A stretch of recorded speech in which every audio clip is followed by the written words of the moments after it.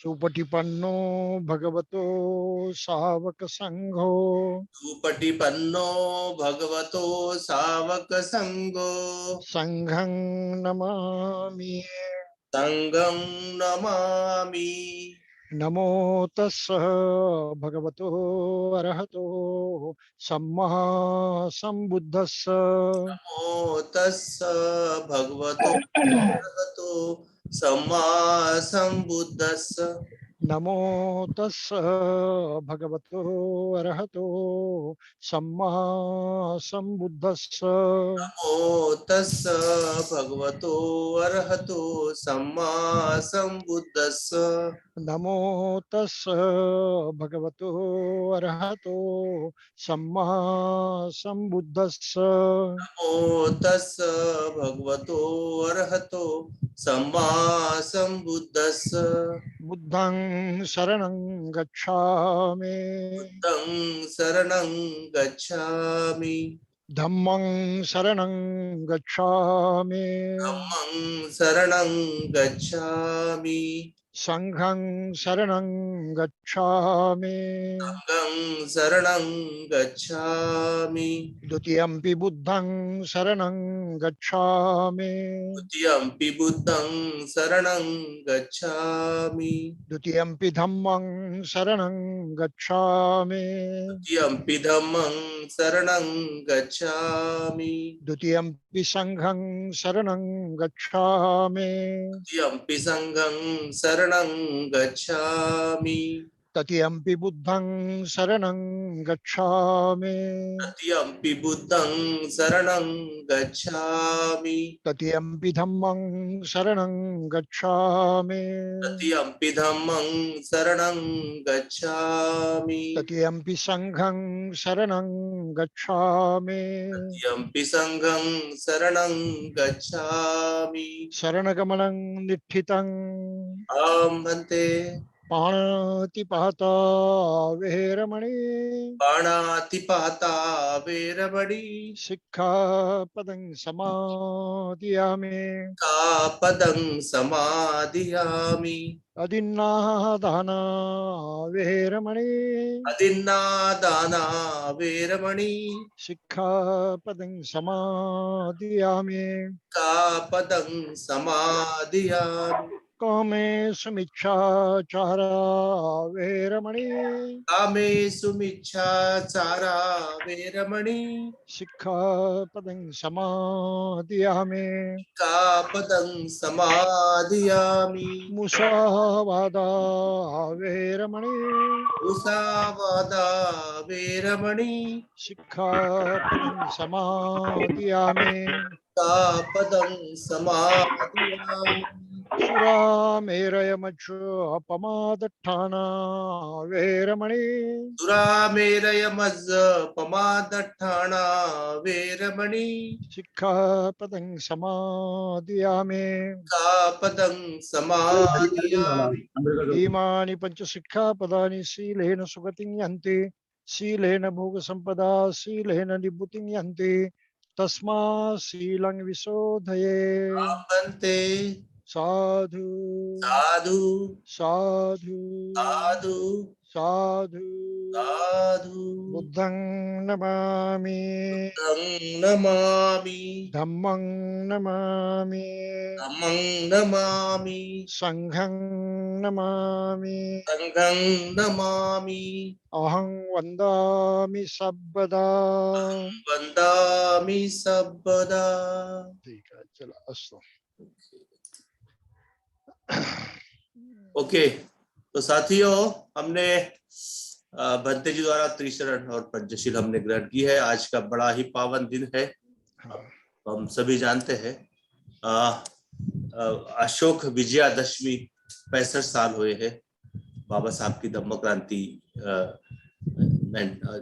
1956 में 56 में जो हुई थी 14 अक्टूबर को अशोक विजयादशमी, धम्म विजय दिवस इसको कहते हैं। कुछ लोग धम्म चक्र प्रवर्तन, कुछ लोग धम्म चक्र अनुवर्तन वगैरह वगैरह बहुत सारे उसके नाम से भी इस दिन को जानते हैं। बाकी जो भंते जी ने हमको समझाया है वो ये है कि ये धम्म विजय दिवस है। ये धम्म का विजय हुआ था।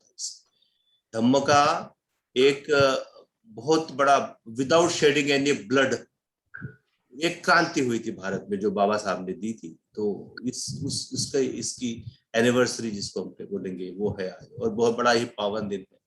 साथियों, हम लोग because of this corona lockdown हम लोग नागपुर को काफी मिस कर रहे हैं, जहाँ पे लाखों लोग आते हैं। इस बार थोड़ा रिस्ट्रिक्शंस है because of this Covid situation. हम लोग कुछ ज्यादा ही दुखी है क्योंकि हम लोग ये है कि पिछले 2002 से साल 2002 से हम लोग नागपुर में ओएनजीसी की ओर से, all India SC employees welfare association की ओर से हम लोग वहाँ पे पिछले कई सालों से रेगुलरली हम लोग मेडिकल कैंप करते हैं। उसमें दवाइयाँ बांटते हैं, जिसमें चश्मा बांटते हैं, आंखों की जांच कर चश्मा बांटते हैं। देन साथ में हम लोग कॉटन की जूट की बैग हमने पिछले नया प्रोजेक्ट किया था, वो बांटे थे हमने। देन बाबा साहब के लाइफ के ऊपर स्टूडेंट्स के लिए खासकर वो बुक हमने पब्लिश की थी, तो उसकी 2500 ऐसी कॉपियां हमने डिस्ट्रीब्यूट की।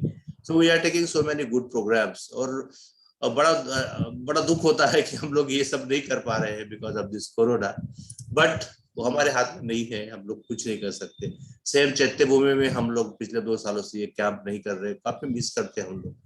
बट इस बार हमने थोड़ा डिफरेंटली हमने ट्राई किया कि हमारे लोगों को कैसे रोजगार मुहैया हो, कैसे रोजगार की वो यंगस्टर्स है उनको कैसे उनके हाथों कैसे जॉब मिले, उसके लिए हमने काफी मेहनत हम लोग कर रहे हैं।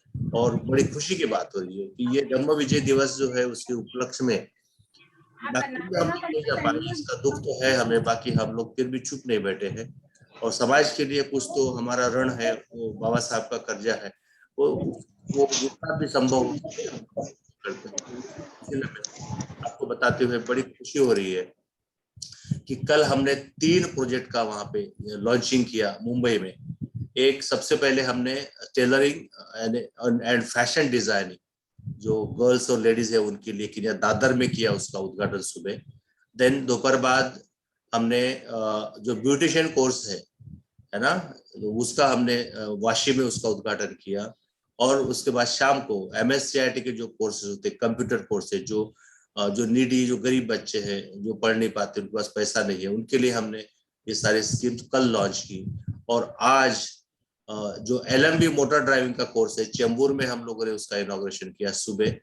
और दोपहर बाद हमने ऑनलाइन जो कोर्स होता है वो डिजिटल मार्केटिंग, जितने ये मतलब अपस्किलिंग जो कोर्सेस है, प्रोफेशनल IT कोर्सेस है, 5 कोर्सेस है उसमें। स्टॉक मार्केट है, डेटा साइंस है ना, ethical hacking, digital marketing, user interface, ऐसे 5 कोर्सेस हैं। हम लोगों ने इसका ऑनलाइन उसका उद्घाटन किया। तो ये हम मतलब इसके पीछे उद्देश्य ये है कि हमारे लोग, हमारे जो बच्चे हैं जो अनएम्प्लॉयड है, जिनको काम नहीं है, बेरोजगार है, उनको हम लोग मदद करें, इस सिलसिले में हमने ये प्रोग्राम किया। So I am really very happy today because we are not sitting idle and we are contributing for our society, for community in a best possible way. Yeah. और ONGC का बहुत बड़ा हम धन्यवाद इसमें अदा करते हैं कि वो हमेशा उनका हमको सपोर्ट रहता है, मैनेजमेंट का, जो अच्छा काम भी करते हैं। सो साथियों, ये this was all about our this recent programs. और अभी इसी सिलसिले हमने फिर भंते जी से हमने बात की थी। मैंने कहा भंते जी, आज का बड़ा ही पावन दिन है, हम तो देखना होने ही चाहिए कि ये धम्म विजय दिवस है, उसके क्या माने हैं, उसकी क्या महत्व है।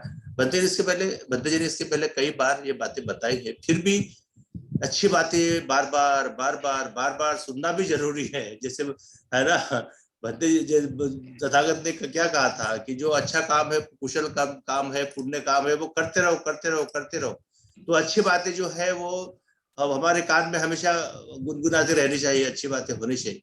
तो ये धम्म विजय, जो धम्म क्रांति जो बाबा साहब ने की थी 56 में नागपुर में, हाँ, ये एक अनूठी क्रांति थी। इसमें सारी जो जितने भी वर्ल्ड में क्रांतियां हुई है, वहां पे अस्त्र शस्त्र और क्या क्या उसका उसका मतलब उपयोग हुआ है। बाकी ये ऐसी एक क्रांति थी जिसमें कुछ भी ऐसा अस्त्र शस्त्र का कुछ भी यूज नहीं हुआ। और एक बहुत बड़ा एक चेंज, बड़ा एक सोसाइटी में हम देखने को मिलता है। तो ये धम्म क्रांति के बारे में, इसकी क्या मीनिंग है, कि इसका क्या मतलब है, बाबा साहब का क्या बाबा साहब की क्या सोच थी इसके पीछे, ये सारी बातें जो है हम आज भंते जी के द्वारा हम लोग सुनने वाले हैं। तो मैं अभी ज्यादा समय इसमें नहीं गुजारूंगा। अभी मैं भंते जी को मैं करबद्ध रूप से मैं निवेदन करना चाहूंगा कि सर्वप्रथम वंदामि भंते जी, मेरी ओर से, मेरे परिवार की ओर से, और जितने हमारे पार्टिसिपेंट्स इस कार्यक्रम में जुड़े सभी की ओर से आपको वंदन करता हूं। और आज की जो देशना है वो उसका आप प्रारंभ अभी आप कर सकते हैं।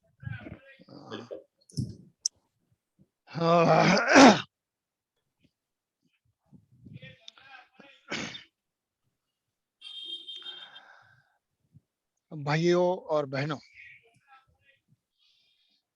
हम लोग आज एक बहुत ही पवित्र समय पर इकट्ठा हुए हैं, और वो भी ऐसी मंगलदायी शिक्षा पाने के लिए जिसमें न केवल सभी लोगों का लेकिन सभी प्राणियों का मंगल छिपा हुआ है।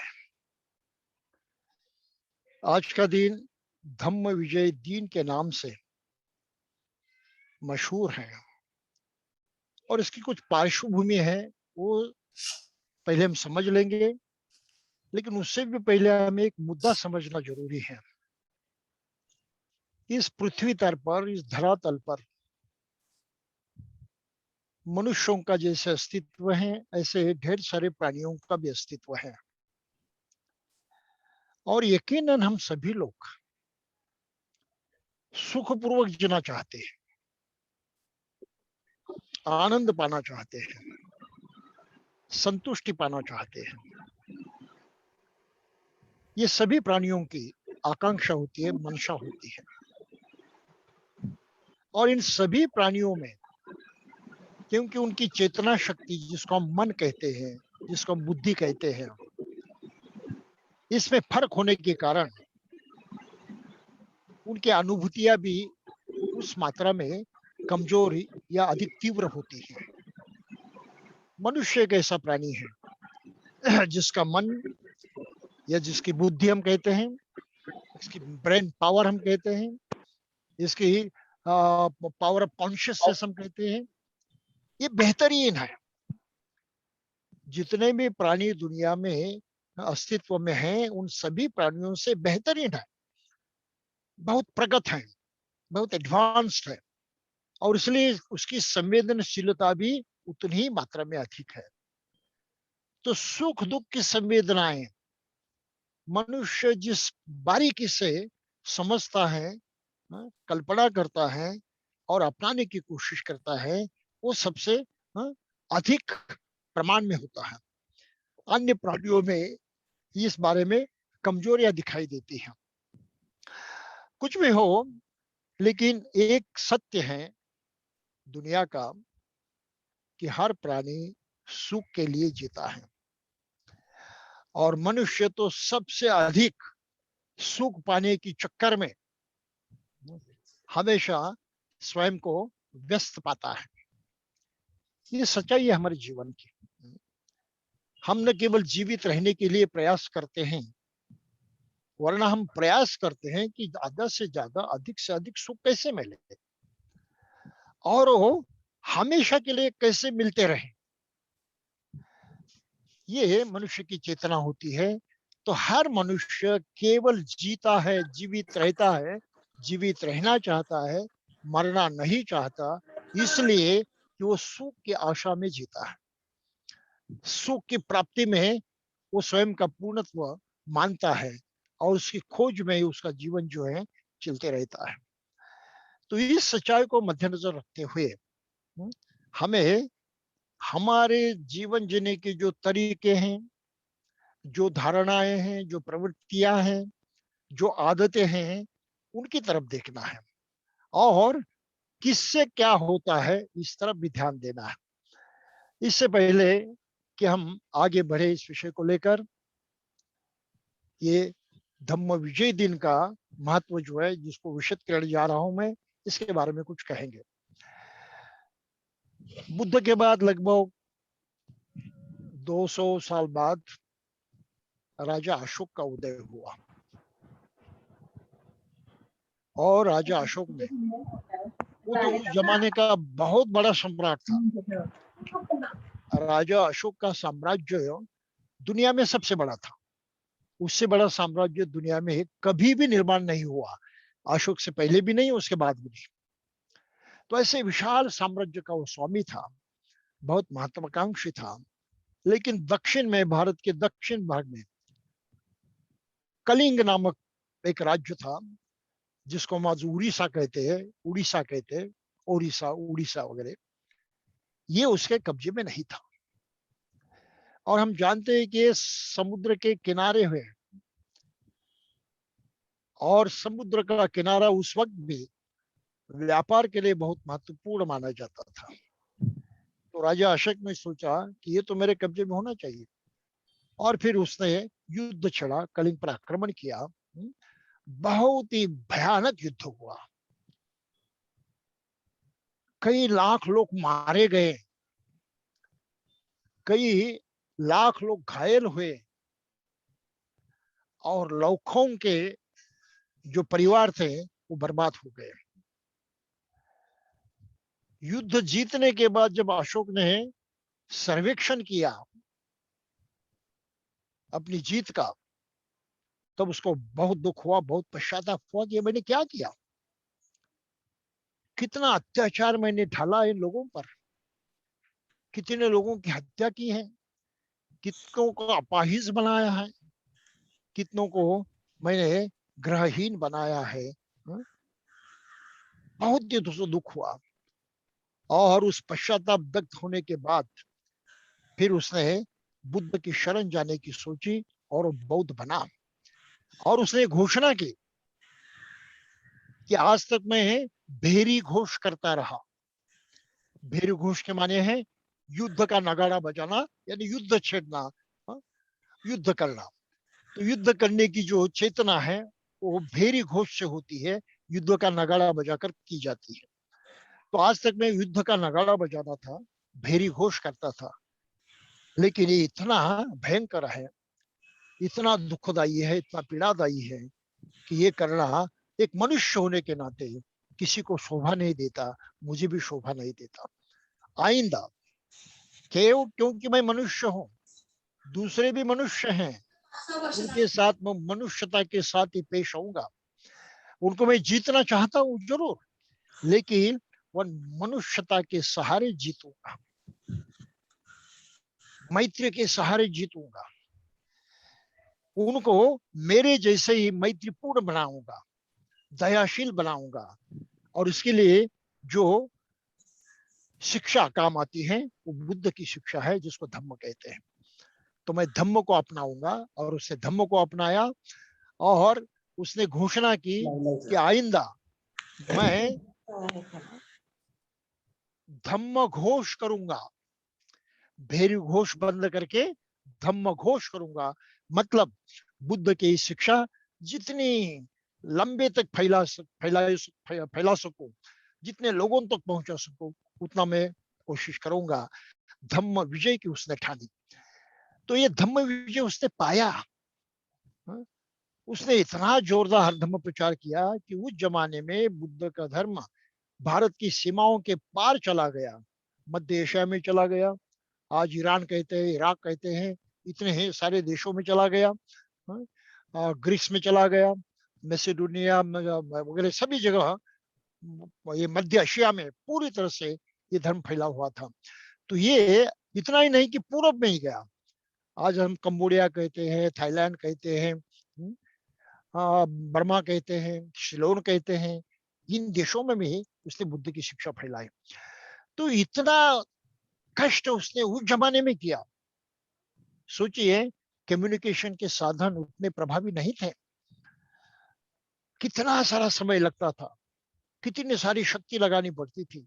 ये सब उसने किया, और अपने जीवन काल में इतने देशों में, पराये देशों में धर्म की शिक्षा उन्हें फैलाई।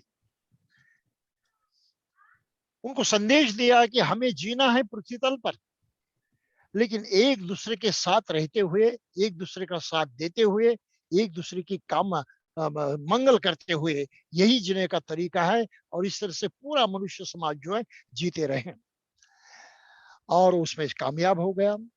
भारत बौद्धमय बन गया। भारत के बाहर भी धर्म का झंडा जो है वो गाड़ा गया।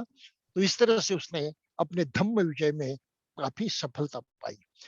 तो जिस दिन उसने, कहते हैं कि जिस दिन उसने ये बुद्ध धम्म की दीक्षा ली थी और एक घोषणा की थी कि मैं धम्म विजय करूंगा, वो दिन कहते हैं कि ये दशमी का दिन है।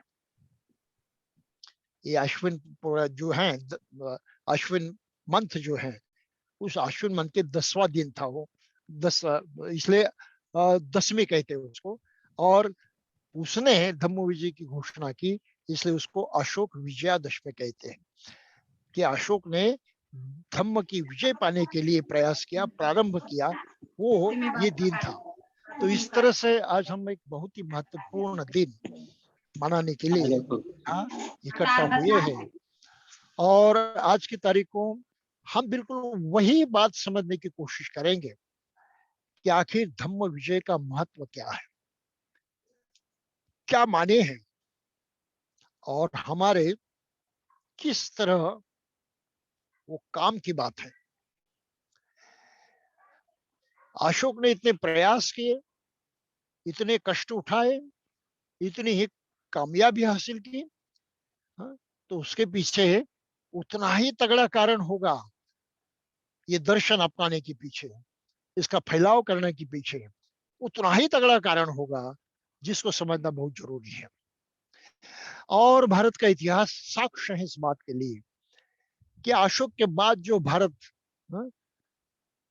अपना देश आगे चलता रहा, तो लगभग 800 सालों तक इसकी प्रगति होती रही, विकास होते रहा।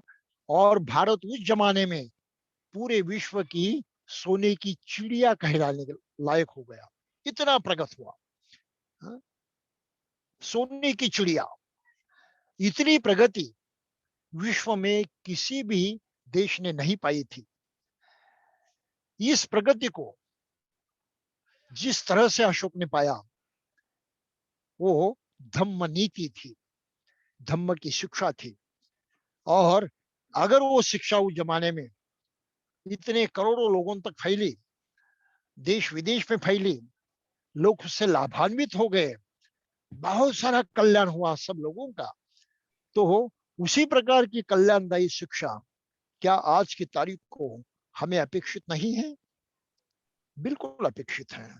क्योंकि आज की तारीख को हम भी जानते हैं कि माहौल कुछ बहुत ही बिगड़ गया है, हाथ से बाहर बिगड़ गया है। और भारत में तो दिन प्रतिदिन वो बिगड़ते ही जा रहा है। इतनी हत्याएं होती हैं, इतनी हिंसा होती है, इतनी नफरत लोग एक दूसरे से करते हैं, हाँ, इतना कष्ट, इतना दुख होता है। नैसर्गिक आपदाएं कम हैं, लेकिन मनुष्य ने निर्माण किया हुआ दुख सबसे अधिक है। ये ऐतिहासिक सत्य है, उसको हमें समझना चाहिए। नैसर्गिक आपत्तियां जो होती हैं, संकट होते हैं, सृष्टि से निर्माण हुए, इससे आदमी मुकाबला करता है, उससे हानि भी बहुत होती है। लेकिन इतिहासकार हमें बताते हैं कि इन कारणों से, नैसर्गिक कारणों से जितनी मनुष्यों की हानि हुई है, उससे कई गुना अधिक मनुष्य समाज ने आपस में लड़कर, आपस में एक दूसरे के हत्या करते हुए की है। ये ऐतिहासिक सच्चाई हमें ध्यान में रखनी चाहिए। और आज पूरा विश्व इस सोच में पड़ा है कि न जाने क्या होगा। आज तो मनुष्य जाति के पास ऐसे हथियार आए हैं, वो केवल स्वयं को ही नष्ट कर नहीं पाएंगे, लेकिन पूरे इस पृथ्वी को भी नष्ट कर पाएंगे। इतने ये ताकत, विनाश की ताकत मनुष्य के हाथ में आई है। और इस डर में पूरा देश, पूरा जगत आज जी रहा है। ये भी हमें ध्यान में रखना चाहिए। तो ऐसे माहौल में क्या कुछ आशा है शांति की, समझदारी की, सुख पाने की, और कुछ इस मनुष्य जाति का हाँ, मंगल होने की? ये सवाल बहुत महत्वपूर्ण है, बहुत मायने रखता है। और इसी को हमें जानना है कि धम्म विजय यानी बुद्ध की शिक्षा को अपनाकर हम विजित कैसे हो सकते हैं, विजय कैसे प्राप्त कर सकते हैं। और ये विजय खासकर अधिक सुख पाने की दृष्टि से हाँ, सोची गई विजय है। तो कितना अधिक हम सुख पा सकते हैं, ये हमारी विजय है। कितना अधिक हम दुख से मुक्त होते हैं, दूर रहते हैं, ये हमारी विजय है। और क्या इस प्रकार की विजय आज हम पा सकते हैं? क्या इसके हमें आज की तारीख को सही में जरूरत है? तो इस तरह का विचार करना बहुत आवश्यक है, और खासकर भारत में तो सबसे अधिक आवश्यक है कि दुनिया में भारत एक ऐसा देश है जिसमें मनुष्यों ने मनुष्यों के लिए जितना दुख निर्माण किया है उतना दुनिया में कहीं पर भी निर्माण नहीं हुआ। इतनी पीड़ा दुनिया में किसी ने भी नहीं सही,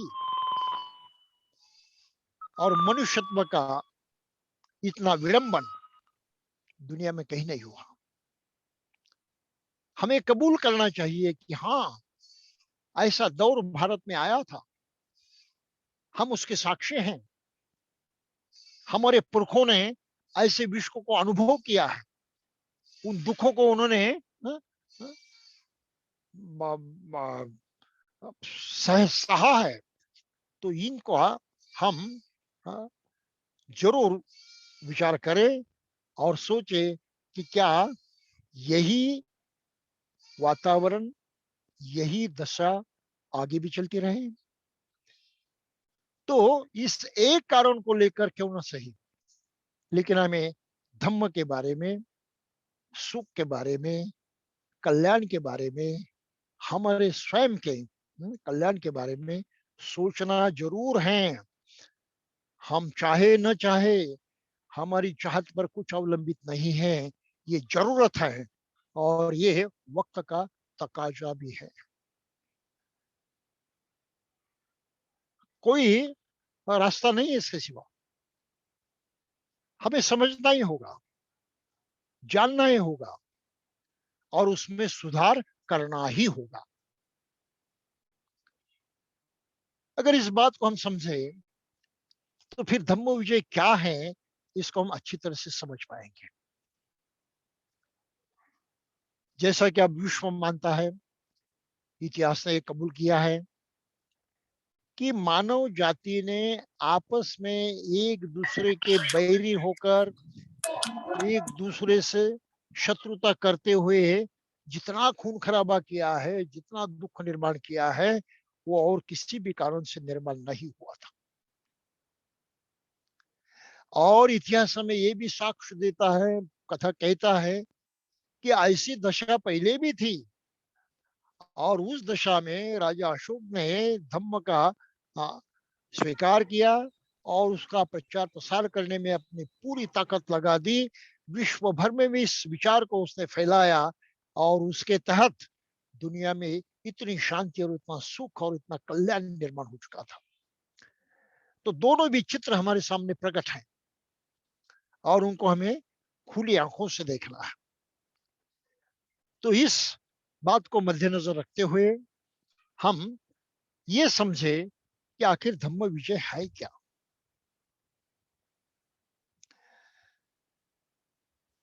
ये बहुत कठिन प्रश्न है, लेकिन उतना ही वो सादा सरल भी है। कठिन इसलिए है कि मनुष्य के दुख की बात, क्यों मनुष्य दुख भोगता है, क्यों दुखी रहता है, क्यों उसकी जीवन पद्धति जो है वो हमेशा सुखदायी नहीं होती। इसके बारे में मनुष्य जाति ने पहले से बहुत चिंतन किया है, मनन किया है, सोचा है, और इस सोच को आगे बढ़ाते हुए ऐसे दर्शन निर्माण किए, ऐसा तत्व ज्ञान निर्माण किया, ऐसा शास्त्र निर्माण किया, जिससे कि दुख से हाँ, दूर होने की, उससे मुक्त होने की चेतना आदमी को मिले, कुछ रास्ता उसको दिखाई दे। और ये काम दुनिया के सभी धर्मों ने किया है। धर्मों का निर्माण ही हुआ है मनुष्य जाति के सुख की कामना करने के लिए और सुख का रास्ता दिखाने के लिए, नहीं तो उसको कोई आवश्यकता नहीं थी। लेकिन सही रास्ता सभी को नहीं मिला, तो जो तत्व चिंतक थे, बहुत ही बुद्धिमान लोग थे, बहुत करुणाशील लोग थे, सभी लोगों का कल्याण चाहते थे, ऐसे बहुत ही इने गिने, बहुत ऊंचे दर्जे के जो लोग थे, हाईली कॉन्शियस, हाईली डेवलप्ड, उन्होंने अपना दर्शन शास्त्र सामने किया और उन्होंने कहा कि नहीं, ये दुख तुम्हारे हाथ में नहीं है, ये तो ईश्वर निर्माण करता है। तो ईश्वर का निर्माण करते हुए लोगों को डर दिखाकर उसको सही मानवीय व्यवहार करने के लिए सभी धर्मों ने बाध्य किया। ये बात जरा समझ लीजिए, सभी धर्मों में शील का आचरण करने की, सदाचार से व्यवहार करने की शिक्षा है या नहीं है? कोई धर्म ऐसा नहीं है जो ये शिक्षा नहीं देता। मनुष्यतापूर्ण व्यवहार करने के लिए बाध्य किया, और इसलिए सभी धर्मों ने माना है कि हिंसा करना गलत है, हत्या करना गलत है, तो हत्या से दूर रहने की शिक्षा दी। चोरी करना गलत है, किसी को फंसाना गलत है, उसके लिए शिक्षा दी। दुराचार करना गलत है, इससे दुख पैदा होता है, दर्द पैदा होता है, तो वो न करने की शिक्षा दी है। झूठ बोलने की, झूठा व्यवहार करने की, ये बात भी बड़ी पीड़ादायक है, बड़ी दुखदायी है, उससे भी अलिप्त रहने की बात की है। और फिर जैसे हम नशा पानी करते हैं, ऐसी जो बुरी आदतें हैं, हर बुरी आदत का, हर बुरी आदत की निंदा सभी धर्मों ने की है। अब इस सच्चाई को हम अगर समझते हैं, तो हम सही में अपने कल्याण की बात समझने के करीब आ जाते हैं। सभी धर्मों ने ये बात कही, लेकिन उनको विश्वास नहीं था कि मनुष्य इसको कबूल करेगा या नहीं, इसको मानेगा या नहीं, इसलिए उनको डर दिखाना जरूरी था, कुछ उन पर दबाव डालना जरूरी था। तो ईश्वर की कामना की गई। सर्वशक्तिशाली ईश्वर है, वो सुख दुख देता है, उससे प्रसन्न रहना चाहिए, उससे डरना चाहिए, और डरते हुए हमें सदाचार से रहना चाहिए, ये बात कही। तो ये मानवीय जीवन जीने के तरीके में सुधार करने की, उसमें मांगल्य निर्माण करने की प्रवृत्तियां थी, प्रक्रिया थी, और इसमें बुद्ध अपना खास स्थान रखते हैं। उनकी अपनी विशेषता है, और वो विशेषता ये है कि उन्होंने प्रत्यक्ष ध्यान साधना के माध्यम से अपने मन के अंदर झांक कर, इतने गहराई में उतरकर कि अपने ही मन को अंदर से बाहर से पूरी तरह से जानते थे, जो हमारे लिए संभव नहीं है, मनुष्य के लिए संभव नहीं है। क्या कोई कह सकता है कि मेरे मन में ये है और वो नहीं है? क्या कोई कह सकता है कि मेरे मन में हाँ, लोभ है, बड़ा प्रबल है, और मैं उसको जानता हूं? हम जानते ही नहीं। हम कहते हैं तो मेरा स्वभाव है, मेरा मन ऐसे ही है। द्वेष की भावना होती है, क्रोध की भावना होती है, नफरत की भावना होती है, लेकिन हम नहीं कहते कि मन में ये भावनाएं गलत हैं। अरे ये तो मेरा स्वभाव है, ये तो मेरी आदत है, बचपन से मैंने ऐसे ही जिया है, तो इसके बारे में विशेष क्या है? ये तो प्राकृतिक सच्चाई है, व्यावहारिक सच्चाई है कि मनुष्य जन्म से ऐसा होता है और मृत्यु तक ऐसे रहता है। वो कुछ प्रयास करता है सुधार करने की, लेकिन उतना नहीं हो पाता क्योंकि मन में ये सब है। तो मन में ये बातें स्वभाव के तौर पर है, प्राकृतिक तौर पर है, ऐसे लोगों की मान्यता है। और इस मान्यता के कारण उनका सत्य स्वरूप वो नहीं समझ पाते। बुद्ध ने उनका सत्य स्वरूप जाना क्योंकि मन के गहराई में उतरे और उन्होंने सोचा, उन्होंने जाना कि ये मन की असलियत नहीं है, ये भावनाएं, इस प्रकार के आचरण करने के बीज मन में जरूर विद्यमान हैं, लेकिन वो उसका अंग नहीं है, उनको चिपके हुए हैं और इनको दूर किया जा सकता है। अगर इन प्रवृत्तियों को दूर कर दिया, लोभ है, चाह है, ये चाहिए वो चाहिए, मनुष्य हरदम चाहत के पीछे दौड़ते रहता है, पाने की कोशिश करते रहता है। कितना पाए इसका कोई हिसाब नहीं है, उसके लिए कोई मर्यादा नहीं है। हाँ? अनगिनत पाने की कोशिश करता है और कितना भी पाने पर वो कभी संतुष्ट नहीं होता है। ये लोभ है और लोभ आदमी को किस हद तक ले जाता है उसका कोई हिसाब नहीं, कोई सीमा नहीं है। वैसे बात क्रोध की है, द्वेष की है, बैर की है। बैर आदमी को कहां पर भी ले जाता है, कुछ भी गलत करने के लिए प्रवृत्त करता है। हत्याएं तो बिल्कुल सामान्य हो जाती है, किसको मरवाना तो बिल्कुल आसान हो जाता है। उसका समर्थन भी लोग करते हैं कि हाँ हमने इसलिए मरवाया, मरवाना, उसको मारना, खत्म करना ये जरूरी था, ये प्राकृतिक है। तो उसको भी वो प्राकृतिक मानता है और अपनी हत्या का भी समर्थन करता है। तो इस तरह से अपनी जो कुप्रवृत्तियां हैं, बुरी प्रवृत्तियां हैं, हर प्रवृत्ति का समर्थन मनुष्य करते आया है। ये स्वाभाविक है, मेरा स्वभाव है, मनुष्य का स्वभाव ऐसे होता है। फिर उसमें सुधार कैसे होगा, वो अपने हाथ में नहीं। फिर अनेकों धर्म ने कहा कि ये तो ईश्वर का किया कराया है, ईश्वर करवाता है, ईश्वर की मर्जी से होता है, वही है, उसका कारण होता है। तो अगर इससे मुक्त होना है तो उसकी प्रार्थना करो, उसको प्रसन्न करो और उससे वरदान मांगो कि भाई मेरी आदत जो है वो कम कर दो। ऐसा नहीं होना चाहिए। तो इस तरह से लोग जो है वो सदाचार की तरफ मुड़े गए, उनको मोड़ा गया, उस तरफ उनको रास्ता दिखाया गया। ये अनेकों धर्म का बहुत महत्वपूर्ण काम रहा है, इसको हम समझे। लेकिन बुद्ध गहराई में उतरे, उन्होंने मन में देखा कि ये सब बीज के रूप में मन के अंदर छिपे हुए हैं, उनको उखाड़ फेंकना जरूरी है। उन्होंने स्वयं वो करके देखा।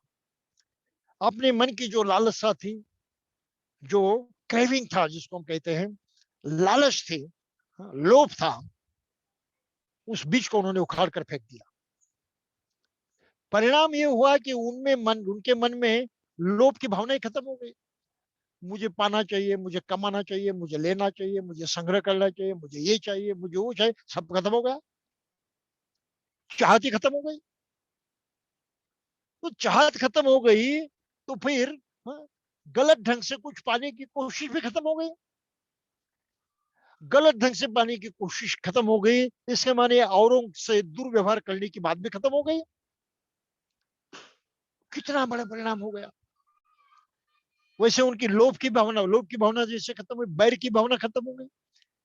अरे ये सभी प्राणी तो मेरे जैसे हैं, उनके भी प्राण हैं, वो जीवित रहना चाहते हैं, वो भी सुख चाहते हैं। तो उनमें और मुझ में क्या फर्क है? फर्क हो सकता है कि मेरा रूप अलग है और सभी प्राणियों के रूप भी अलग अलग हैं। तो ये रूप अलग अलग बिल्कुल हैं, लेकिन उनकी चेतना शक्ति, उनका मनस जो है वो तो मेरे जैसा ही है।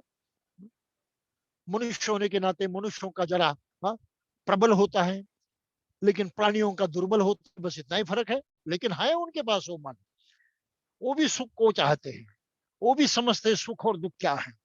तो क्या फर्क है? ये तो सृष्टि का निर्माण किया हुआ हा? सब मामला है, ये सृष्टि है। तो ये बैर की भावना खत्म हो गई, किसी से बैर करने का संबंध ही नहीं है। किसी ने कोई भी बुरा व्यवहार किया तो भी उनके मन में उसके प्रति बुराई करने की भावना पैदा ही नहीं होती थी।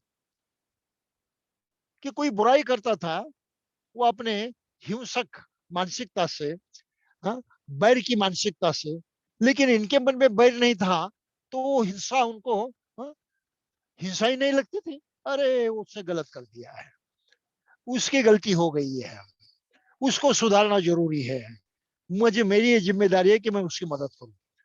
ये उल्टा बैर करने वालों को सुधारने की कोशिश में लगे,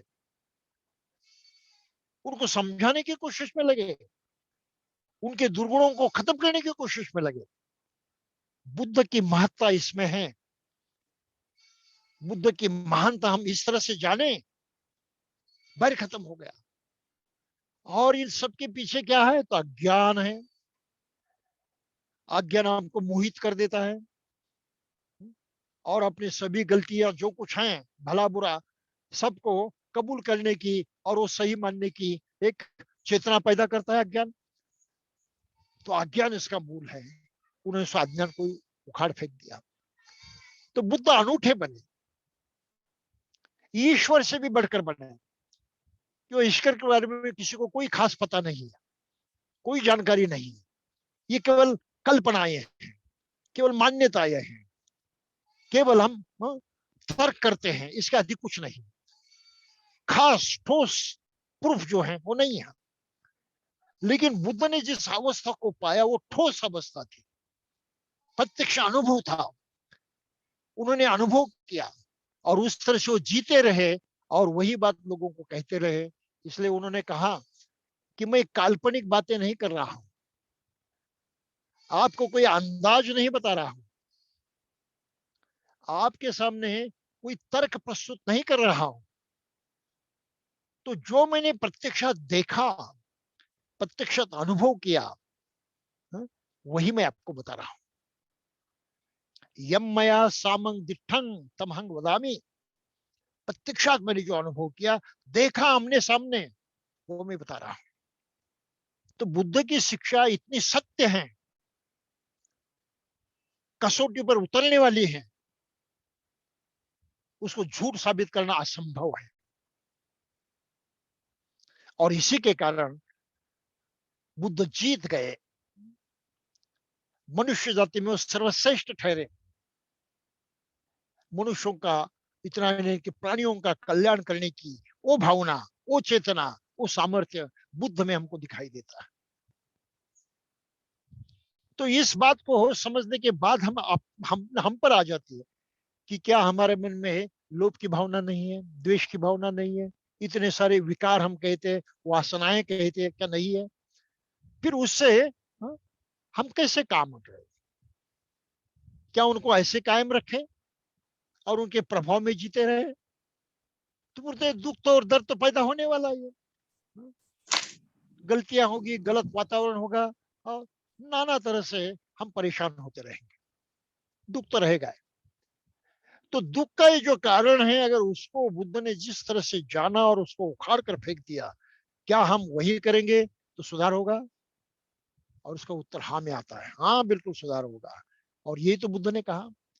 और राजा अशोक ने वही किया कि शस्त्र से वो औरों को मारकर जीत सकता था,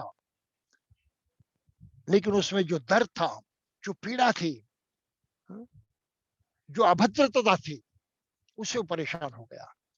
और जब वो प्यार से लोगों को जीतने लगा, मनुष्यत्व का व्यवहार करने में वो आगे बढ़ा और बहुत ऊंचे दर्जे का मनुष्यत्व उसने जताया और उसके अंदर उसने लोगों से संपर्क स्थापित किया और उनको वही बात सिखाई। परिणाम ये निकला कि वो स्वयं दुनिया का सबसे बेहतरीन नेता बना, सबसे बेहतरीन राजा बना, सबसे बेहतरीन व्यक्ति बना। वो भी दुख से मुक्त हो गया और ढेर सारे लोगों की उसने सेवा की। तो राजा अशोक ने प्रत्यक्षात बुद्ध ने जो सिखाया वो कितना कारगर है, कितना उपयुक्त है, आज की तारीख को कितना लागू होता है हर मनुष्य के जीवन को, ये साबित करके दिखाया। और जिसकी आज हमें सख्त जरूरत है। ये मान मान्यता की बात नहीं है। अरे बुद्ध का धर्म अलग है, मेरा अलग है, मत सोचो। आखिर मनुष्य हैं हम और मनुष्य से जुड़ी हुई बातें, मनुष्य से संबंधित जो चीजें हैं, जो भावना है, जो मानसिकता है, जो कुछ है, वो मनुष्यत्व से जुड़ी हुई है। और मनुष्यत्व को ही हमें धर्म समझना चाहिए। बस इसके सिवा दूसरा धर्म नहीं हो सकता। ये तो केवल मान मान्यता है, केवल विश्वास की बातें हैं, केवल तर्क की बातें हैं, केवल अंदाज हैं, सच्चाई नहीं है। लेकिन मनुष्यत्व एक सच्चाई है और हम मनुष्यत्व का बार बार अनुभव करते हैं अपने जीवन में। कितने भी अज्ञानी क्यों ना हो हम, लेकिन मनुष्यत्व का ज्ञान हर आदमी को होता ही है, इसमें कोई चूकता नहीं। प्रमाण कम ज्यादा होगा, लेकिन मनुष्यत्व की जान हर आदमी को होती है। वो प्रचिति वो पाता है, उसका अनुभव करता है और उससे सुख पाता है। ये तो हकीकत है, ये तो सच्चाई है। तो छोटे पैमाने पर क्यों ना हो, अगर ये सच्चाई है और हम उसको समझने के काबिल हैं, तो हमारी ये जिम्मेदारी ठहरती है कि उसको बड़े पैमाने पर अमल में लाने की कोशिश करें। और बड़े पैमाने पर अमल में लाने की कोशिश अगर करनी है तो हमें बुद्ध से ही सहारा लेना पड़ेगा, बुद्ध से ही मार्गदर्शन लेना पड़ेगा और बुद्ध के मार्ग पर ही चलना पड़ेगा। क्योंकि पूरे मनुष्य जाति में केवल बुद्ध ने ही इस आदर्श को साबित करके दिखाया है, इस सच्चाई को साबित करके दिखाया है। और उसका अनुभव दुनिया के करोड़ों लोगों ने इतिहास काल में प्रत्यक्षत लिया है। तो धम्म विजय इसको कहते हैं कि हमें विजित होना एक मनुष्य के तौर पर, हमें जीतना एक मनुष्य होकर, और औरों को हम इस तरह से जीतेंगे क्योंकि वो भी हमारे जैसे मनुष्य हो जाएंगे। तो मनुष्यत्व की जीत करने के लिए हमें प्रयास करने हैं। मनुष्यत्व की जीत करने के लिए हम प्रयास करेंगे तो हमारा जीवन जो मंगलदायी होगा, सुखदायी होगा, वैसे औरों का भी होगा। क्योंकि हम अकेले नहीं जी रहे हैं, हम अन्य सभी चीजों पर अवलंबित हैं, दुनिया के हर वस्तु पर अवलंबित हैं, हर प्राण मात्र पर अवलंबित हैं। हम इंटरडिपेंडेंट हैं, परस्परावलंबी हैं, स्वयं पूर्ण नहीं है, स्वयंभू नहीं है, अकेले नहीं है। तो सामूहिक दृष्टि से हमें अगर इस तरह से अपने जीवन में परिवर्तन लाने का मौका मिला तो वो काम हमारे लिए सबसे पवित्र हो जाता है। तो धम्म विजय पवित्र कार्य है, ये व्यक्तिगत पवित्रता है, ये सार्वजनीन पवित्रता है। तो इसको अगर हम समझे तो धम्म विजय का मतलब हम समझ पाएंगे।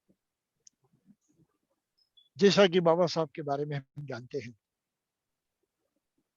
क्या देखा उन्होंने भारत में, क्या अनुभव किया उन्होंने। उससे पहले तो कई शतक लोग बहुत ही जातिवाद के कुछ कहे कि नरक में फंसे हुए बहुत ही बुरा जीवन जी रहे थे, मनुष्यत्व तो खो बैठे थे। ये बाबा साहब ने अनुभव किया, देखा, समझा, जाना, बुद्ध की शिक्षा को भी जाना, और वो समझ गए अरे ये गलतियां तो एक ही कारण है, भारतीय मनुष्य जो है उसकी मानसिकता जो है वो विषयाक्त हो गई है। जातिवाद, तेरा मेरा, ऊंच नीच, इस तरह से वो आपस में एक दूसरे को ढेर सारा दुख देते हैं, ढेर सारी समस्याएं पैदा करते हैं। इतना सब शोषण जो है इसके कारण निर्माण हुआ है। मनुष्य का मन कारण है इसके लिए, और जिस शिक्षा को, गलत शिक्षा को उसने अपनाया वो उसका कारण है। समझ गए बाबा साहब। और फिर व्यावहारिक तौर पर उन्होंने जातिवाद को मिटाने की कोशिश की, इस कार्य से हम बड़े वाकिफ है, सब कुछ जानते हैं। उनका राजनीतिक सार्वजनिक कार्य जानते हैं, कानूनी कार्य जानते हैं। इसे उन्होंने क्या पाया? उन्होंने ये पाया कि जिन लोगों को जाति के कारण समाज से ही बहिष्कृत किया था, मनुष्य जीने का उनका हक ही छीन लिया था, मनुष्य के साथ रहने की उनकी नैसर्गिक जो व्यवस्था थी उसको भी तहस नहस कर दिया था, उसको उन्होंने समाप्त कर दिया और सभी को मिलजुल कर रहने की व्यवस्था की। हर समाज में, हर मनुष्य समाज में हर व्यक्ति को अपने जीवन जीने का अधिकार होना चाहिए, उसकी स्वतंत्रता होनी चाहिए, अपने जीवन को निश्चित करने की, उसकी प्रगति करने की पूरी तरह से क्या बोलते हैं, अपॉर्चुनिटी होनी चाहिए, संधि होनी चाहिए और सभी में आपस में भाईचारा होना चाहिए। तो वहीं पर सुखदायी वातावरण निर्माण होता है और ये तो यहाँ नष्ट होता है जातिवाद के कारण। तो जातिवाद, ये दूषित मानसिकता, ये विषाक्त मानसिकता, ये भारत के सभी दुर्भाग्य का महत्वपूर्ण कारण है। तो इस तरह से बाबा साहब काम करते गए और अंत में उन्होंने क्या किया? वही किया जो बुद्ध ने किया, वही किया जो राजा अशोक ने किया। ये लोग जो दुख में हैं, पड़े हुए हैं, इस तरह से एक दूसरों को बहुत पीड़ा पहुंचाते हैं, बड़ा दुख पहुंचाते हैं। ये तो उनकी मानसिकता के कारण दुर्व्यवहार करते हुए निर्माण होता है। तो उनकी मानसिकता बदलनी चाहिए और ये मानसिकता बदलने का बहुत बड़ा साधन बुद्ध ने अपने धम्म के माध्यम से दिया हुआ है। बाबा साहब ने उसको तुरंत अपनाया और ये घोषणा की कि मुझे पूरा भारत बौद्ध में बनाना है। ये किसी अहंकार की वजह से नहीं कहा उन्होंने मैं इतना बड़ा नेता हूं कि क्या करने जा रहा हूं। ये अहंकार लोगों के सामने प्रकट करने के लिए उन्होंने ये बात नहीं की। कितने लोगों ने उनको दुख दिया था, आलोचना की थी, छल कपट किया था उनके साथ, सभी को उन्होंने माफ कर दिया। किसी के प्रति कोई घृणा, कोई बैर, कोई दुर्भावना नहीं रखी। सोचा क्या? अरे वो भी तो अपने मानसिक गुलामी का मामला है, उसका मन ही विषाक्त हुआ है, उसको भी सुधार की जरूरत है, तो उसे मुझे सुधारने की कोशिश करनी चाहिए। तो सभी लोगों को धम्म देना चाहिए और इस तरह से उन्होंने भारत को बौद्ध में बनाने की घोषणा की। जरा समझिए उनके पीछे कौन सी भावना थी, क्या मानसिकता थी। इस मानसिकता को अगर समझ जाएंगे हम तो तुरंत हमारे मन में आज के दिन का महत्व जो है वो सिद्ध होगा। अरे ये तो हमें करना चाहिए, ये तो जरूरत है, अकेले से नहीं होगा, सभी ने मिलकर करना चाहिए। तो भारत बौद्ध में करने का ये जो कार्य है वो सभी भारतीयों का कार्य है, भारत में रहने वाले सभी आदमियों का कार्य है, सभी लोगों का कार्य है, एक दूसरे का नहीं है। तभी सब मिलकर अपना कल्याण कर सकते हैं, मनुष्यत्व यहाँ प्रस्थापित कर सकते हैं, शांति निर्माण कर सकते हैं और ढेर सारे दुखों से मुक्त हो सकते हैं। ये आज के दिन का सबसे महत्वपूर्ण मामला है। ये महत्व हमें इस तरह से समझना चाहिए। अब यहां तक समझने के बाद फिर हम और थोड़ा सा आगे बढ़ेंगे और एक अंतिम सच्चाई को ध्यान में लेने की कोशिश करेंगे। क्या बुद्ध की ये शिक्षा एक व्यक्तिगत रूप से हमारे भी काम आती है? बिल्कुल काम आती है। हमारी मानसिकता जो है वो शुद्ध हो जाती है, उसमें जो नकारात्मकता है वो मिट जाती है। हम साधना करते हैं, बुद्ध ने सिखाई हुई ध्यान साधना करते हैं, विपස්සना करते हैं, मेडिटेशन करते हैं, तो हम अपने मन को और अधिक प्रबल और अधिक सशक्त करने में लग जाते हैं। और खान पान हम करते रहते हैं शरीर सशक्त रहने के लिए, निरोग रहने के लिए, स्वस्थ रहने के लिए, लेकिन मन के भी लिए वो स्वस्थ रहना जरूरी है, निरोग रहना जरूरी है, बलशाली रहना जरूरी है। तो मन को भाई कैसे बलशाली करोगे, कैसे स्वस्थ रखोगे? तो उसका एकमात्र उपाय है जो बुद्ध ने स्वयं सिखाया है, जो मानव जाति को पहले कभी मालूम नहीं था, बुद्ध के कारण मालूम। तो मन हमारा चंचल है, यहाँ वहां दौड़ता है, और चंचल के कारण हमारी मानसिक शक्ति कमजोर हो जाती है। तो हमारी एकाग्रता बढ़नी चाहिए, और एकाग्रता बढ़ने के लिए बुद्ध ने सिखाई हुई साधना करनी चाहिए। और दुनिया में वही सही साधना है, बाकी साधना की तरफ मत देखो। ये सही साधना है क्योंकि बुद्ध ने खुद के अनुभव से उसको सामने रखा है, प्रूव्ड है, वो साबित की हुई है, अज्ञात नहीं है। तो हमें ध्यान करना चाहिए, तो एकाग्रता बढ़ जाती है। एकाग्रता बढ़ने के साथ हम जागृत होते हैं, सावधानी से जीवन सकते हैं। तो ये सावधानी हमारे काम आती है, क्योंकि हर जगह सोचते हैं, सावधान रहते हैं, हम बुराई से हटते हैं, अच्छा करने में आगे लग जाते हैं। तो सावधानी बड़ी काम की चीज है। सावधानी से जना, यही वास्तव में सही अर्थ में जीना होता है। तो हमारी सावधानी बढ़ती जाती है, और मन से दुर्भावनाएं हट जाती हैं, तो मन की शक्ति बढ़ जाती है, सामर्थ्य बढ़ जाता है। अरे बुराई हट गई, ये शरीर में कोई रुग्णता आ गई, कोई दोष निर्माण हो गया, हम औषधि लेते हैं, दोष को दूर करते हैं, तो हमारा शरीर पूर्ववत सामर्थ्यशाली बन जाता है। ये तो सच्चाई है ना। रुग्णता के कारण दुर्बलता आ गई, क्षति पहुंची शरीर को, हमारे सामर्थ्य को, तो उसको हम नष्ट करते हैं, औषधि लेकर उसमें सुधार करते हैं। ये तो हमारा अनुभव है। वही काम हम मन के बारे में करते हैं। एकाग्र होता है, सावधान होता है, तो मन में जो रुग्णता पैदा हुई है, लोभ देश वगैरह सबकी, ये रुग्णता हट जाती है, और हम मानसिक तौर पर सशक्त बन जाते हैं, सामर्थ्यशाली बन जाते हैं, हमारी सोच तगड़ी होती है। तीन बातें होती है, यकीन मानिए।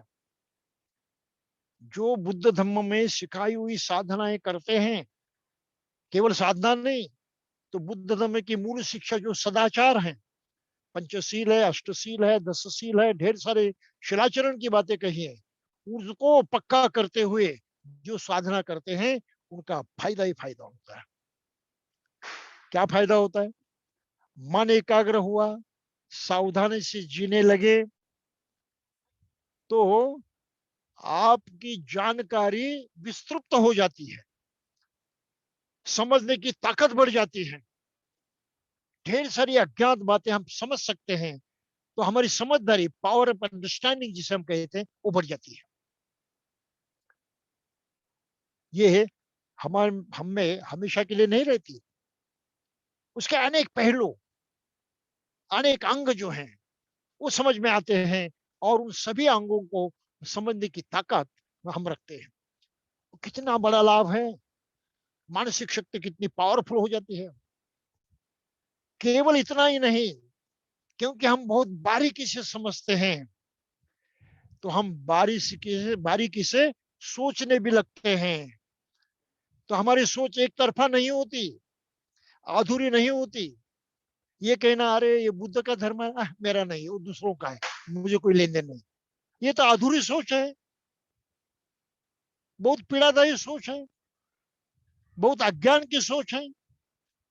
क्योंकि हम सच्चाई जानना नहीं चाहते, अपने फायदे की बात जानना नहीं चाहते, अपने सुख और हित की बात नहीं जानना चाहते। ये तो अज्ञान है ना। ये हमारे मन की कमजोरी है, हमारी बुद्धि की कमजोरी है। तो ये कमजोरी हट जाती है, मनुष्य मुक्त मना होता है, जिसको हम अंग्रेजी में कहते हैं ओपन माइंडेड। तो आज की तारीख को देखिए, कितने लोग ओपन माइंडेड होते हैं। भारत में तो सबसे बहुत बुराई दिखाई देती कि ओपन माइंडेड लोग नहीं है, अपनी सीमा में वो बंदिस्त हैं, अपनी सीमा में वो गुलाम हो चुके हैं, उस सीमा के बाहर जाने की सोच ही नहीं सकते, उसका स्वीकार ही नहीं कर सकते। तो मानसिक शक्ति इतनी कमजोर हो गई है, स्वास्थ्य इतना बिगड़ गया है, और इसलिए वो मानसिक शक्ति हमारे सही काम में नहीं आ सकती। तो यकीन मानिए ये मानसिक स्वास्थ्य कितना महत्व रखता है, और उसके लिए सदाचरण और ध्यान साधना कितनी महत्वपूर्ण है। और ये दोनों चीजें पूरी मात्रा में शुद्ध रूप में केवल बुद्ध ने दी है और किसी ने नहीं, ये भी समझना चाहिए। डर के मारे में डर कर शिलाचरण नहीं होता। मन में तो कुछ दूसरी भावना होती है, लेकिन डर के मारे हम नहीं करते। जैसे चोरी करने की इच्छा तो मन में होती है, अरे पुलिस की डर है, इसकी डर है, नहीं करते। लेकिन भावना तो मन के अंदर है, मन तो कमजोरी रहेगा। ऊपर ऊपर से आपने चोरी नहीं की तो कोई खास बात नहीं है। तो डर के मारे सदाचरण करने की जो शिक्षा दी गई है मनुष्य जाति को, ये उतनी सही नहीं है। बुद्ध ने वो शिक्षा दिए हैं समझदारी के बाद, समझो, जानो, पहचानो, और तब करो। ये बड़ी खासियत है, बड़ी खासियत बुद्ध की। तो हमें समझना है, और एकाग्रता से, मन की चंचलता नष्ट होने से, सावधानी मन में बढ़ने से हम और अधिक जानने की क्षमता पाते हैं, और अधिक समझने की क्षमता पाते हैं, और समझने की प्रवृत्ति रखते हैं। इनकार नहीं करते। नई चीज अरे मेरी नहीं है, उसकी है, ऐसा नहीं समझते। उसकी भी हो, क्यों ना हो, लेकिन उसमें क्या सच्चाई मैं जानूं, क्या सही है क्या गलत नहीं, मुझे पहचानना चाहिए, जानना चाहिए। ओपन माइंडेडनेस आ जाता है। और ये दूसरी बात, मन में प्रस्तापित होने के बाद जो तीसरा परिणाम होता है वो बहुत महत्वपूर्ण है, कि आप सही निर्णय करने की क्षमता को पाते हैं। पावर ऑफ डिसीजन मेकिंग पक्का, ज्यादा से ज्यादा विशुद्ध, ज्यादा से ज्यादा परिपूर्ण। अधूरी जानकारी पर आप डिसीजन नहीं लेते, निर्णय नहीं करते। अरे कितनी बड़ी मन की ताकत है भाई, ये बहुत भारी ताकत है। और ये तीन ताकतें मन की जब हम आत्मसात करते हैं, अल्प मात्रा में क्यों ना सही, लेकिन दिन ब दिन उसको पाते रहते हैं, तो हमारा आगे बढ़ना निश्चय ही होगा। हमारी प्रगति तो निश्चित ही होगी, हमारा जीवन निश्चित ही सुधरेगा, उसकी कमियां निश्चित दूर होने वाली है। और ये तीनों बातों का जिस हद तक हम पालन करेंगे, प्राप्ति करेंगे, उस हद तक चौथा परिणाम निकलता है, जिसको हम कहते हैं कॉन्फिडेंस, आत्मविश्वास। आत्मविश्वास से सबसे बड़ी ताकत है मनुष्य की, लेकिन वो इस तरह से परिशुद्ध होगा तभी ताकतवर होता है। वो अशुद्ध होगा तो घातक होता है, पीड़ादायी होता है। तो इस तरह से हम आत्मविश्वास को पाते हैं, और आत्मविश्वास के साथ हम अपने जीवन की सफर करते हैं। वो सुखदायी होती है, वो कल्याणकारी होती है, वो सबके काम की होती है। इससे हमारा भी हित होता है, औरों का भी हित होता है। तो भाई ये धम्म विजय का रास्ता है। धम्म की विजय पाने की ये रीति है, और इस रीति की, इस रास्ते की हर आदमी को जरूरत है। ये इन्हीं गिने लोगों के लिए नहीं, जो जो मनुष्य है उस हर मनुष्य के लिए वो आवश्यक है। क्योंकि एक परिपूर्ण मनुष्य केवल बुद्ध हुए। पूर्णत्व को जिन्होंने पाया वो केवल बुद्ध थे दुनिया में, और कोई नहीं थे। और उसी पूर्णत्व को पाने का संदेश उन्होंने दिया, शिक्षा उन्होंने दी, जिसको धम्म कहते हैं। इस धम्म को हमने अगर इस तरह से अपनाया, हाँ, तो हमारे जीवन में हम इस तरह की जय पाते हैं, हम विजित हो सकते हैं अपने जीवन में, और अपने जीवन के साथ साथ सारी दुनियादारी में हम विजित होते हैं। तो ये धम्म विजय का सबसे महत्वपूर्ण अर्थ है, जो हम ठीक से समझे, बारीकी से समझे। बी ओपन माइंडेड, सीखने के लिए हमेशा तैयार रहो। ये मेरा नहीं उसका है मत कहो, ट्राई टू अंडरस्टैंड। साइंस तो यही शिक्षा देता है, ट्राई टू अंडरस्टैंड। तो ये ट्राई टू अंडरस्टैंड, ये जानने की क्षमता हमें तब आ जाती है जब हमारे मन को हम इस तरह से दुरुस्त करते हैं, उसकी बुराई निकालते हैं, कमजोरियां निकालते हैं और उसको शक्तिशाली बनाने की कोशिश करते हैं। तो बाबा साहब ने कितने उपकार किए हैं इस देश पर। बुद्ध की शिक्षा 1000 वर्षों से इस देश से नष्ट हुई थी, किसी को कोई पता नहीं था। उस शिक्षा को बाबा साहब ने हमारे सामने प्रस्तुत किया। यहाँ से बाहर गए हुए बुद्ध को और धम्म को उन्होंने दोबारा लाया इस देश में हमारे समक्ष और हमको दे दिया। अरे भाई कितने उपकार हैं। इतने उपकार तो आधुनिक काल में भारतवर्ष में नहीं, दुनिया में किसी ने किस पर नहीं किए, ऐसा तो मुझे निश्चय ही लगता है। और भारत में तो इतने उपकार करने वाला कोई महापुरुष पैदा नहीं हुआ। ये सच्चाई है। ये सच्चाई लोग तब समझेंगे जब उनकी सोच में फर्क आ जाएगा, उनका अंडरस्टैंडिंग बढ़ेगा, ओपन माइंडेडनेस, मानसिक परिशुद्धि जो है, आकलन करने की, समझने की ताकत को बढ़ाएंगे, तब ये संभव है, तब तक नहीं। और इस प्रकार की शिक्षा देना, हर आदमी को इस तरह से तैयार करना, उसके जीवन पर इसका परिणाम हो इस तरह से प्रयास करना, ये हर आदमी का कर्तव्य है। और इसलिए बाबा साहब ने एक जगह कहा है, वो उनका एक लेख था जो महाबोधि पत्रिका में उन्होंने लिखा था, Buddha and the future of his religion. और उसमें उन्होंने बात कही है कि इस तरह से हर आदमी को सही ढंग से तो बुद्ध की शिक्षा को अपनाना है, प्रत्यक्षात उतारना है अपने जीवन में, और इस तरह से अच्छे बौद्ध बनना है। ये प्राथमिक है, ये प्रायोरिटी है, ये पहला काम है। लेकिन वो कहते हैं कि केवल अच्छा बौद्ध बनना ही पर्याप्त नहीं है, ये अधूरा है। तो पूरा पूरा अगर बौद्ध बनना है किसी को, तो उसको दूसरा भी एक काम करना होता है, वो है जो हमने पाया वो औरों को देने का काम।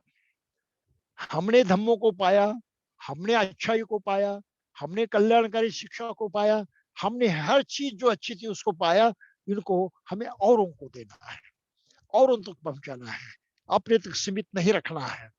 और इसको कहते हैं धम्म प्रचार। ये शिक्षा इतनी उदात्त है, इतनी महान है, इतनी कल्याणकारी है, वो अपने तक सीमित नहीं रखना है, ये तो हर आदमी तक पहुंचानी चाहिए। क्योंकि हर आदमी को सुख की चाहत होती है, उसकी वो जरूरत है, तो हम औरों की भी जरूरत पूरी करने के लिए प्रयास करें। इसलिए वही आदमी अच्छा बौद्ध होता है जो स्वयं बौद्ध धम्म का तत्वों का आचरण करते करते उसका प्रचार प्रसार करने में लग जाता है, थकता नहीं, रुकता नहीं, वो लगातार वो काम करते रहता है। और अंत में बाबा साहब ने एक वाक्य लिखा है कि भाई ये मानव सेवा है, मनुष्य मात्र की सही सेवा है। तो धम्म का प्रचार करना ये सही मानव सेवा है, ये वाक्य बाबा साहब ने लिखा है। कितनी बड़ी सच्चाई उन्होंने इस वाक्य से प्रकट की है, कितनी बड़ी। तो इस तरह से हम धम्म विजय को समझे, उसका महत्व जाने और उसको अपने शक्ति के अनुसार अपने जीवन में प्रत्यक्षात उतारने की कोशिश करें, और साथ ही साथ औरों को भी समझाने की कोशिश करें, उनको भी इस कल्याणकारी वातावरण में अवस्था में लाने की कोशिश करें। ये आज के दिन को स्मरण करने का सही तरीका है, आज के दिन को मनाने का सही तरीका है, उससे लाभान्वित होने का सही तरीका है। तो इस तरह से आप कुछ करेंगे ऐसी मैं आशा रखता हूँ। और सभी के प्रति मंगल कामना करते हुए मैं अपना ये वक्तव्य यहीं पर समाप्त करता हूँ। जय भीम। साधु साधु साधु। बंते जी ने बहुत ही साधु साधु साधु। बहुत ही सही तरीके से आपका माइक बंद रखिए प्लीज एवरीबॉडी। पवन या तो बंते जी ने जो धम्म विजय दिवस है आज का, बड़ा ही पावन और मंगल आज का दिवस है। और इस दिन की क्या विशेषता है, उसका क्या महत्व है हमारी जिंदगी में, तो वो हमें समझाया है बहुत ही अच्छी तरीके से। बंते जी ने हमको समझाया है। तो साथियों, ये हमारे साथ हमारे जो हमारा जो समाज है, संपूर्ण मानवता है, इसमें मतलब किसी का भेद किए बगैर हम सबका उसमें कल्याण करना है। तो ये जो शिक्षा है, जो तथागत की शिक्षा है, ये बंते जी ने हमको बहुत ही अच्छी तरीके से हमको समझाया है। तभी ये जो आज का दिवस है, जो हम धम्म विजय दिवस के रूप में जानते हैं, अशोक विजयादशमी जिसको हम कहते हैं, उसका सही मायने में हम लोग उसको मनाएंगे। और उसका जब तक हम प्रत्यक्ष हमारे जीवन में उसको नहीं उतारेंगे, तब तक यह जो दिन है उसका महत्व नहीं समझेंगे। तब तक उसका सिर्फ हम लोग सेलिब्रेट करते रहेंगे, बाकी उसको अपने लाइफ में प्रत्यक्ष रूप से अगर नहीं उतारेंगे तो उसका कोई ज्यादा अर्थ नहीं है, उसका कोई महत्व नहीं है।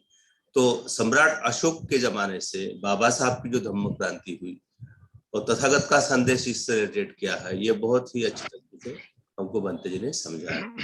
तो साथियों, मैं अभी आपको अगर कोई एक दो सवाल है, अगर पूछना है किसी को आज के इस विषय पर, तो मैं अभी ओपन करता हूँ। आप अनम्यूट करके सवाल पूछ सकते हैं, एक दो सवाल अगर किसी का है तो। 8 बजे दूसरा प्रोग्राम है, ये भी ध्यान में रखिए। जी जी जी, नहीं एक दो सवाल ले, ज्यादा नहीं ज्यादा नहीं, एक दो सवाल ले। ठीक है। इस आज के इस देशता पर अगर किसी को कोई सवाल है तो पूछ सकते हैं। हमारे कई साथी है जो हिंदी भाषी है, उन्होंने भी ज्वाइन किया है, तो वो पूछ सकते हैं। आपको अनम्यूट करके पूछ सकते हैं अगर कुछ सवाल है तो, नहीं तो फिर अभी वंदामि बनते, वंदामि बनते। हाँ, जय भीम जय भीम। जय भीम, नमो बुद्धाय। सर, आपने अभी अपने जो उड़ीसा के बारे में और अशोक का कलिंग का जो भी युद्ध हुआ, वो जगह में आज भी बहुत बड़े पैमाने पे ऑट्रासिटी है। मैं खुद उधर जाके देख के आया हूँ।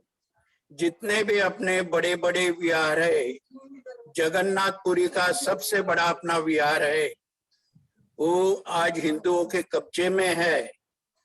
और उधर इतने अंधश्रद्धा फैली हुई है उड़ीसा के सब जगह पे। हाँ, तो वो अशोक का राज्य रहते हुए भी उधर ऐसा कुछ ये नहीं होता है। और जितने भी उधर जिन्होंने मंदिर बनाया, वो सब अपने विहार है। उधर बुद्ध का मूर्ति दिखते हैं, वो बोलते हैं कि विष्णु का मूर्ति है। पर अपने इंडियन गवर्नमेंट बोलो या कोई भी बोलो, आज तक उधर कोई गया नहीं है। क्या उसका इन्हें कुछ कर सकते उसका ऑट्रासिटी के लिए? देखिए, बाबा साहब चाहते थे कि इस तरह से जीवन जीने की कला को आत्मसात करते हुए इसका प्रचार प्रसार करने की क्षमता पाने वाले लोगों की जरूरत है, माने प्रचारकों की जरूरत है। तो बुद्ध धम्म का प्रचार करना पड़ता है, लोगों को सिखाना पड़ता है, समझाना पड़ता है, और समझाने की ताकत रखने वाले लोगों का पहले निर्माण करना पड़ता है। अगर प्रचारक ही नहीं है तो प्रचार कैसे होगा? ये तो गवर्नमेंट का काम नहीं है, ये रईस लोगों का काम नहीं है, ये किसी संस्था का काम नहीं है। राजा अशोक ने किया क्योंकि राजा अशोक स्वयं परिवर्तित हुआ था, तो अपनी इस पूरी राज्य शक्ति जो है उसमें इस काम में लगाई। लेकिन क्या भारत में आज की सरकार कर पाएगी? है दूसरी कोई सरकार कर पाएगी? है वो तो विरोध में है ना, ये तो नहीं होगा, अपनी सरकार तो अपने विरोध में है। ये नहीं होगा। तो इसको हमें समझना चाहिए और इस तरह से सोचना चाहिए कि हम ज्यादा से ज्यादा प्रचारक कैसे निर्माण कर पाएंगे। अरे बुद्ध ने वो करके दिखाया है, भिक्षु संघ का निर्माण किया है, तो हम ताकतवर भिक्षुओं का निर्माण कैसे कर पाएंगे? और ये ताकतवर भिक्षु कहीं पर भी जाकर प्रचार कर सकते हैं, उनके लिए कोई रुकावट नहीं है, उनको और किसी सहायता की जरूरत नहीं है। कि जहां पर भी वो जाते हैं जनता उसका साथ देती है, हर आदमी उनका साथ देता है, क्योंकि उनकी जरूरतें है ही नहीं ज्यादा। अन्न है, वस्त्र है और रहने के लिए आश्रय, और कुछ नहीं है।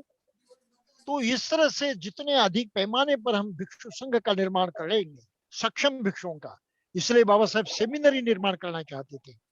लेकिन बाबा साहब के जाने के बाद किसी ने ये काम नहीं किया, किसी ने भी नहीं किया। एक दो लोगों ने प्रयास किए, लेकिन उनको पता नहीं था कि सेमिनरी के माने क्या होता है और वहां क्या सिखाया जाता है। उपासक आदमी भिक्षुओं का निर्माण नहीं कर सकता, और उपासक लोगों ने सेमिनरी निर्माण करने का प्रयास किया, वहां सिखाने के लिए कोई भिक्षु नहीं था। आज भी बाबा साहब के लोग इस बात को नहीं समझ रहे हैं।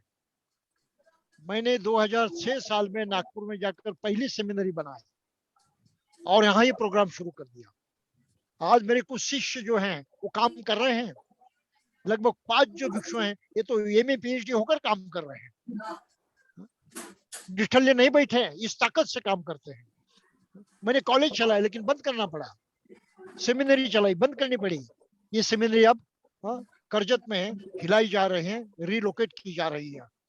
तो ये काम किए बगैर हम बाबा साहब को इंसाफ नहीं दे सकते, धम्मों को इंसाफ नहीं दे सकते, बौद्ध समाज को इंसाफ नहीं दे सकते, और पूरे देशवासियों को इंसाफ नहीं दे सकते।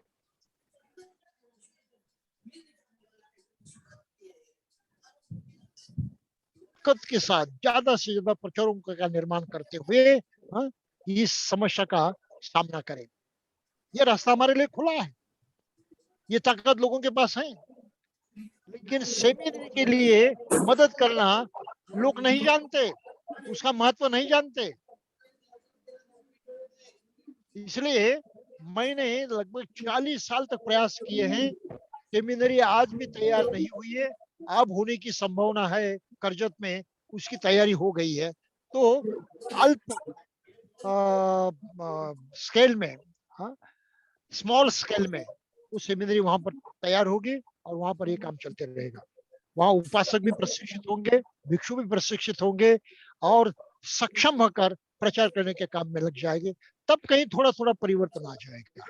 इनकी संख्या जितनी अधिक बढ़ेगी उतने पैमाने पर परिणाम भी बड़ा होगा। और इस व्यवस्था को बाबा साहब पूरे भारत की ये विषमता अधिष्ठित समाज व्यवस्था तोड़कर खत्म करते हुए समता, स्वतंत्रता और बंधुत्व पर आधारित नई सामाजिक व्यवस्था निर्माण करना चाहते थे। ये काम हमने किया नहीं, आज भी करने की कोई इच्छा नहीं रखता, समझ में नहीं रखता।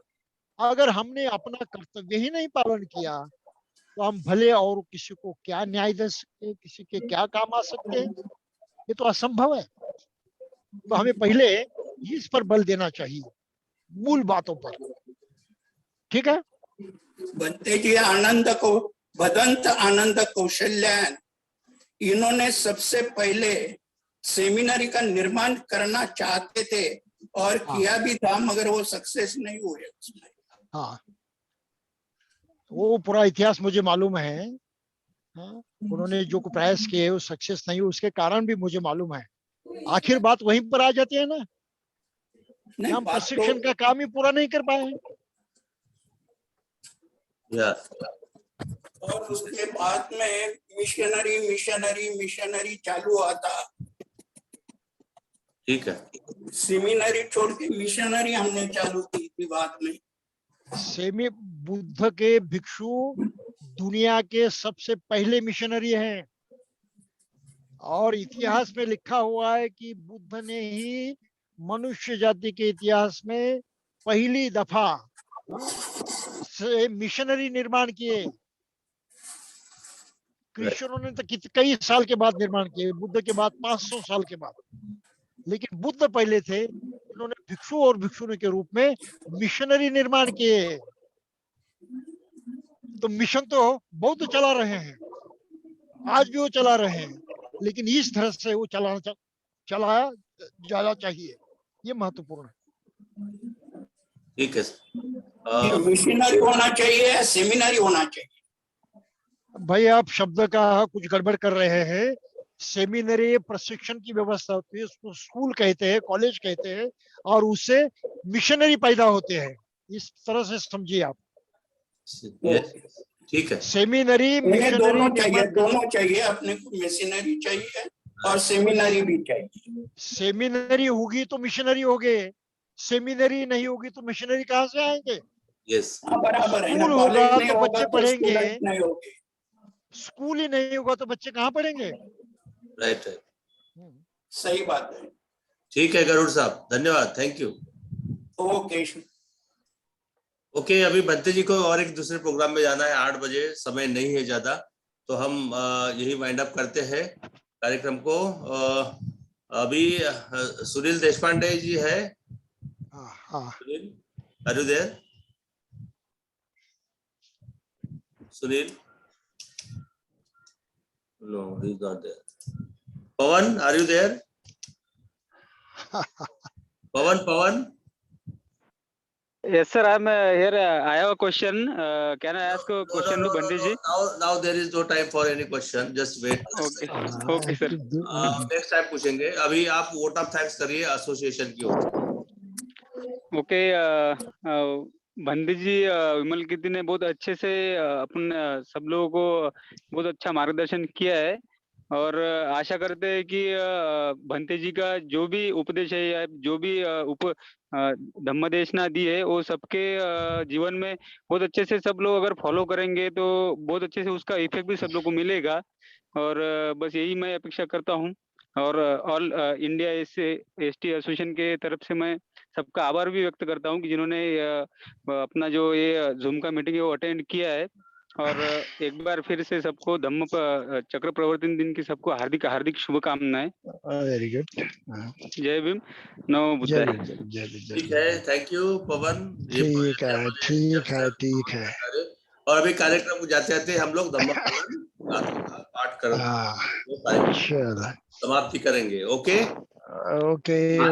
Thank you very much.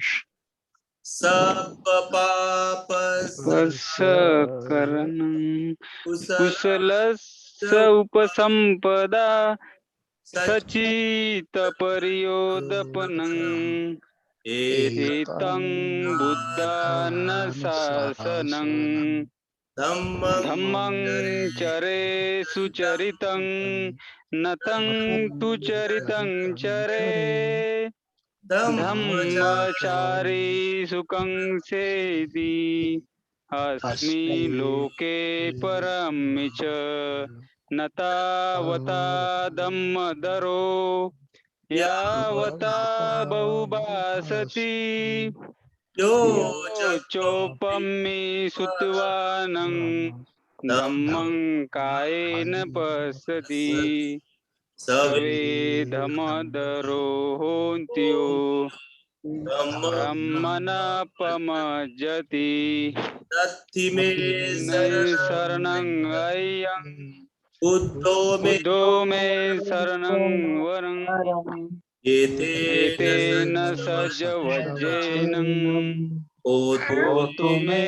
जयमङ्गलम् नत्थि मे शरणं अय्यं धम्मो मे शरणं वरं एतेन सज्जवज्जेन होतु मे जय मंगलम नत्थि मे शरणं अय्यं संगो मे शरणं वरं एतेन सच्च वचनं होतु होतु मे जय मंगलम नमो बुद्धाय नमो बुद्धाय नमो धम्माय नमो संघाय साधु साधु साधु।